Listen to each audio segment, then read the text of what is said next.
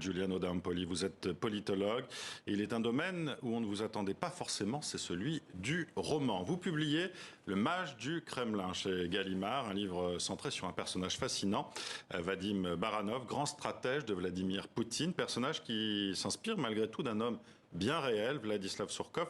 D'abord, Giuliano D'Ampoli, qui est-il cet homme qui vous a inspiré, Vladislav Surkov? C'est quelqu'un d'un peu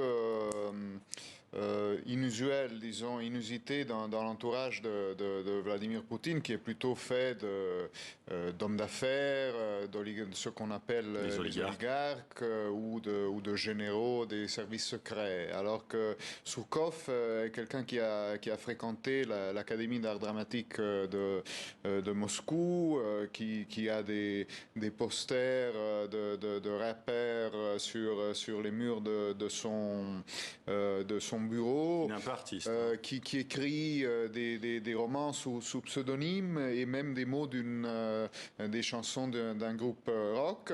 Et donc c'est quelqu'un qui a ce côté artiste, mais qui va être un redoutable propagandiste de Poutine au moment où il commencera à travailler avec lui à la fin des années 90, parce qu'il va appliquer un peu à la politique la méthode du théâtre d'avant-garde. Donc on ne se limite pas à communiquer la réalité, mais on crée sa propre réalité.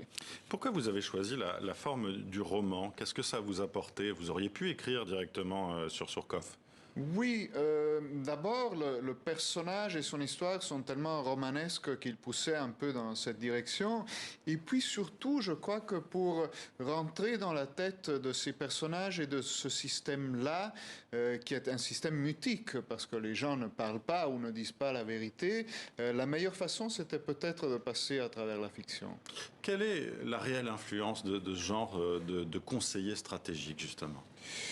Elle varie évidemment, c'est-à-dire le Poutine, et j'essaie de raconter, de montrer un peu ça dans le livre, c'est quelqu'un qui dès le début a une ligne et une personnalité très forte, même si on a dit souvent qu'il était manipulé par d'autres, mais on voit bien aujourd'hui que c'est quelqu'un qui, disons, domine le système de façon aujourd'hui presque complète. Mais je crois que quelqu'un comme Surkov, au cours des années, a pu avoir un rapport un peu dialectique avec lui. Et c'est pour ça aussi peut-être qu'il est aujourd'hui en disgrâce. Il y a quand même ceux qui ne sont pas des yes men complets. J'ai l'impression qu'aujourd'hui au Kremlin, sont plutôt en difficulté. Vous voyez, on peut de moins en moins parler à Poutine et être en désaccord avec lui. Mais justement, votre livre que vous avez écrit avant la guerre en Ukraine est complètement aujourd'hui dans l'actualité. Vous avez étudié, vous êtes beaucoup renseigné, je crois, justement sur les arcanes du pouvoir russe. Qui conseille encore Poutine aujourd'hui ?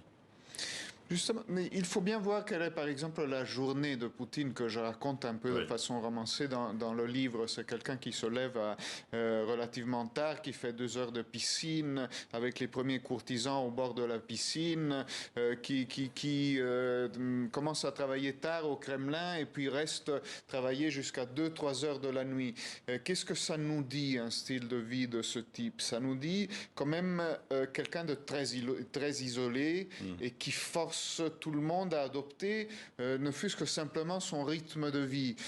Donc très difficile, je crois, après 22 ans de pouvoir. Au début, ce n'était pas le cas, évidemment, mais l'évolution progressive au cours de ces 22 ans fait que de moins en moins de personnes peuvent lui parler, je crois. Est-ce que vous avez eu un plaisir intellectuel à écrire sur ce Machiavel russe? Oui, je dois reconnaître que oui, parce que j'avais des expériences moi-même de conseil politique. Je crois que certaines dynamiques du pouvoir, d'ailleurs, sont un peu les mêmes partout. Vous voyez, par exemple, les mécanismes de la cour et les luttes entre courtisans. Ils ne changent pas énormément des temps de Louis XIV à aujourd'hui. Et donc, j'ai eu un vrai plaisir aussi de romancier à essayer d'imaginer tout ça et de le placer dans le contexte du Kremlin d'aujourd'hui. Vous écrivez que le rapport des Russes au pouvoir, c'est un mélange de déférence et d'ironie. C'est pourtant assez antinomique, mais c'est peut-être une manière aussi d'accepter ce pouvoir fort. Oui, c'est une attitude typiquement russe, je crois, où il y a d'un côté une certaine soumission, on le voit, une certaine résignation. Malheureusement, on a vu un peu le retour de ça, au-delà des cas héroïques de protestation contre la guerre qu'on a vu aussi, qui sont très risqués en Russie aujourd'hui. Mais en général, certainement pas un enthousiasme, mais plutôt une soumission un peu résignée.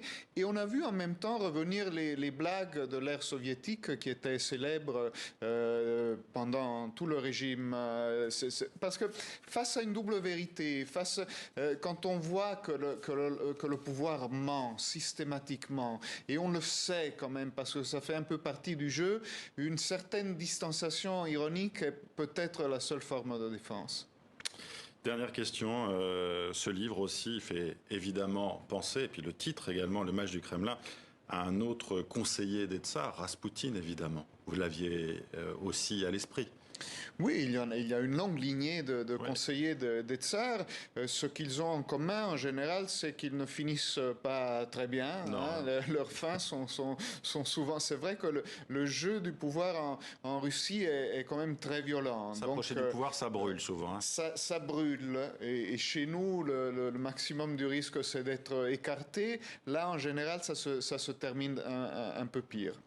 Merci beaucoup, Giuliano d'Ampoli, d'avoir été avec nous. Le Mage du Kremlin, c'est donc édité chez Gallimard. Merci d'avoir été avec nous. Merci à vous.